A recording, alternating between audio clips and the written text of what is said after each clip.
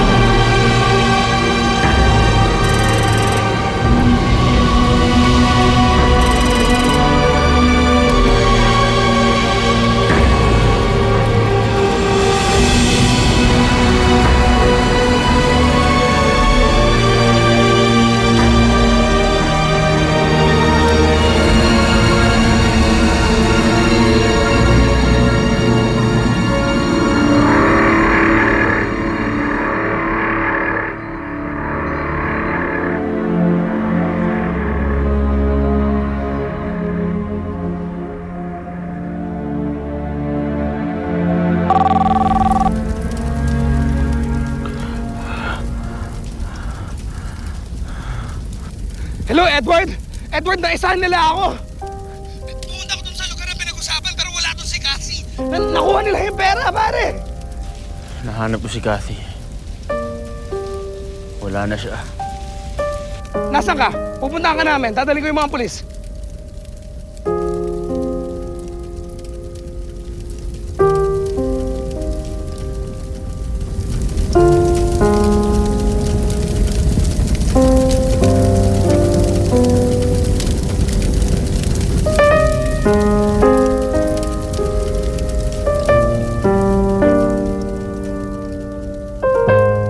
Edward, tulungan mo ako!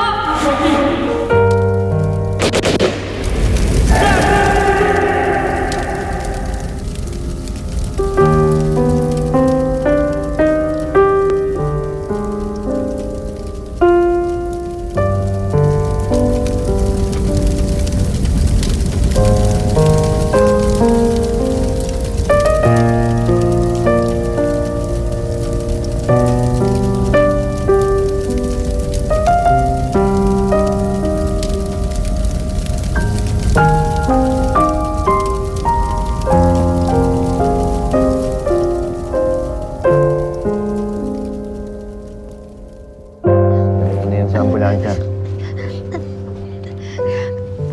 Anak, konting tiis lang ha. Dadaling ka namin ng ospital. Konting tiis na lang. Nay, ligtas na tayo. Naawa sa atin ng Diyos. Ryan, maraming salamat. Maraming salamat sa iyo. Walang naman ho. Putang ko po sa inyo ang boy ko, alam mo. Kailangan na po natin siya magala sa ospital.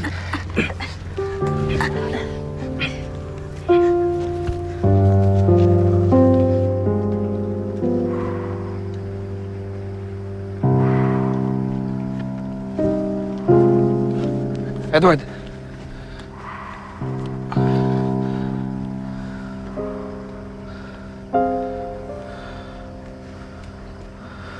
Wala na si Cathy, pare.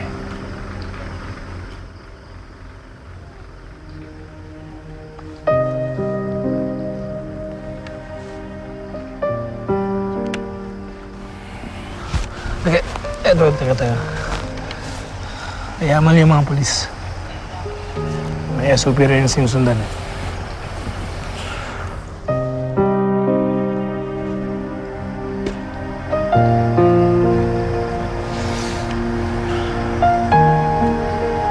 Edward, I'm sorry. Wala tayong nagawa para iligtas si Kathy. Edward, ginawa ko lahat para makatulong sa kaso. Pero niloko nila ako eh. Pinatay nila si Kathy. Hindi ako makakapayag na dito lang magtatapos ang laban nito.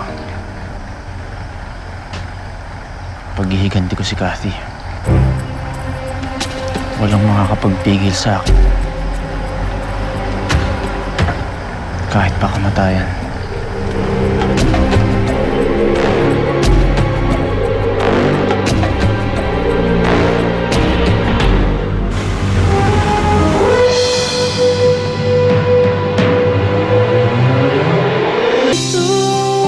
Bukod doon siya namatay, yung si Gardo Mendoza. Sino pang ibang kasabat sa pagkidnap? Yung kanang kamay po ni Gardo, si Rex. Tapos, meron din pong ibang mga tauhan pero hindi po namin kilala. Basta pasulput-sulput lang po sila sa rest house. Parang awa nyo na po. Gusto na po naming manahimik. Wala naman po kaming kinalaman ng anak ko sa kaso na to eh. Mrs., damay na rin ho kay Rito. Dahil kasama ko yung nagtago dito kay Ryan. Sir, ako na pa nagsasabi sa inyo. Wala po silang kasalanan dun. Katulad ko po, mga biktima lang din po sila dun. Maawa naman po kayo sa amin. Hindi ko pa nga po alam kung kumusta na po yung anak ko eh. Sige naiintindihan ho namin. Ang hinihingi ho namin, ang kooperasyon nyo para mahuli agad kung sino man ang mastermind dito. Sige paano? Mawag na kami. Opo, salamat po.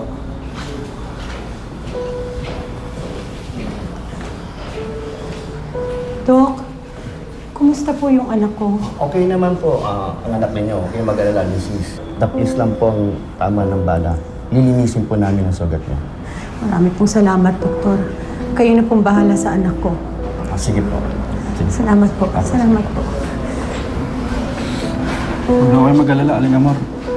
Sigurado naman po magiging okay din si Marisa.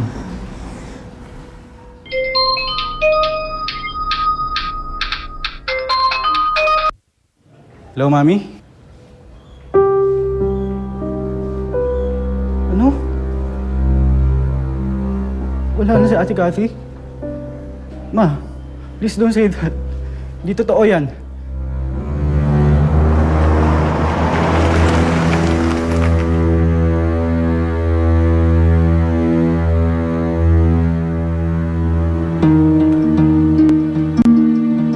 Denise!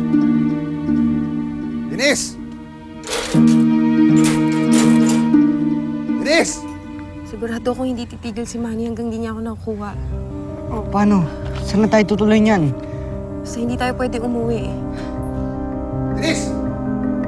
Denise, mag-usap tayo! Denise!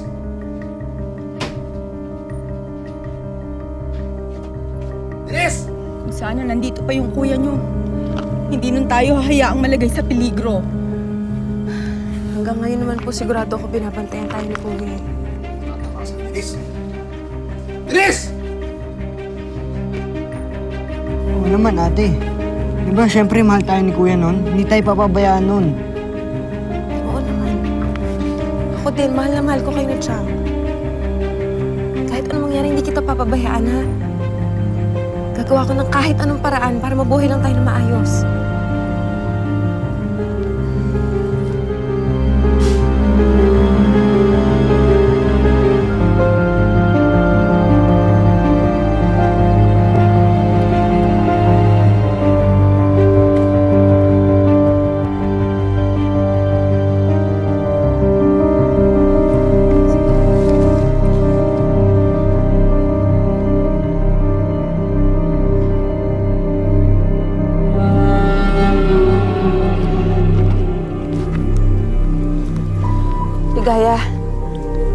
Ligaya, kailangan ko tulong mo.